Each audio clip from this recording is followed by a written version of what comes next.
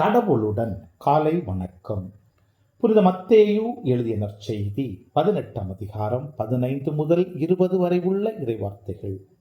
அக்காலத்தில் இயேசு தம் சீடர்களிடம் கூறியது: உங்களுள் சகோதரர் சகோதரிகளுள் ஒருவர் உங்களுக்கு எதிராக பாவம் செய்தால், நீங்களும் அவரும் தனித்திருக்கும் போது அவரது குற்றத்தை எடுத்து காட்டுங்கள்.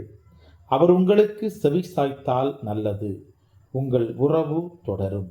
இல்லையென்றால் 2 அல்லது 3 சாட்சிகளுடைய வாக்குமூலத்தால் அனைத்தும் உறுதி செய்யப்படும் என்னும் மறைநூல் மொழிக்கு ஏற்ப உங்களோடு 1-2 பேரை கூட்டிக் கொண்டு போங்கள்.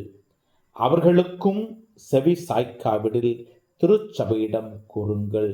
திருச்சபைக்கும் செவி சாய்க்காவிடில் அவர் உங்களுக்கு வேற்று இனத்தவர் போலவும் வரி தண்டுவோர் போலவும் இருக்கட்டும். மண்ணுலகில் நீங்கள் தடை செய்பவை அனைத்தும் விண்ணுலகிலும் தடை செய்யப்படும். மண்ணுலகில் நீங்கள் அனுமதிப்பவை அனைத்தும் விண்ணுலகிலும் அனுமதிக்கப்படும் என நான் உறுதியாக உங்களுக்கு சொல்லுகிறேன். உங்களுள் இருவர் மண்ணுலகில் தாங்கள் வேண்டும் எதை குறித்தும் மனமொத்திருந்தால், விண்ணுலகில் இருக்கும் என் தந்தை அதை அவர்களுக்கு அருள்வார். ஏனெனில் 2 அல்லது 3 பேர் என் பெயரின் பொருட்டு எங்கே ஒன்றாய் கூடியிருக்கிறார்களோ, அங்கே அவர்களிடையே நான் இருக்கிறேன் என உறுதியாக உங்களுக்கு சொல்லுகிறேன். கிறிஸ்துவின் நற்செய்தி.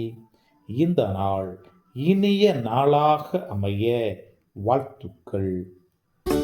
பல பல புதுமைகள் பெருமைகள் இனிமைகள் இறங்கிய நல்ல நாள், ஒரு நல்ல நாள், நம் தேவன் தந்த நாள். இது நல்ல நாள், ஒரு நல்ல நாள், நம் தேவன்